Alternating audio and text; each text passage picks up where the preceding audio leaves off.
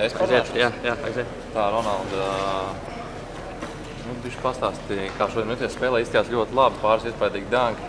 Viss aizgāja no rokas. Tas, jau tā spēle mums tāda praktiski, tas sāksim ar to, ka laukums bija vienkārši, tā bija slidotā. Tā izstās pēc hokeja, ne? Vienkārši nevarēja paskatīt, vienkārši pirmās piespēles jau tur Jānis jādēl, nekad nevar nokoncentrēties, jo tu jākoncentrēties uz kājām, nevis domātai basketbola laukumā. Bet, uzdevumā mēs pildījām to, ko mums treneris teica, tad tas jau vienkārši tā spēle aiziet, tur jāgaida no Jānis, viņš jau praktiski ir jau redzēts. Šodien atkal bija pāris ļoti labi danki. Tas tev tā kā ļoti patīk, jā? Vienkārši ir tā situācija vienkārši jau Jānis. Bet tādīs, ka tev patīk, tev dotības. Protams, atļauj jādara tas. Treneris saka, ko pasaka, jāspēlē agresīvi, jāiet un jādara tas, kas labāk patīk. To, ko mēs spēlējam, vienkārši mums arī visās Izrēlā spēlējam to spēli, ka spēlējam stingri no aizsardzības un ejam uzbrukumā vienkārši.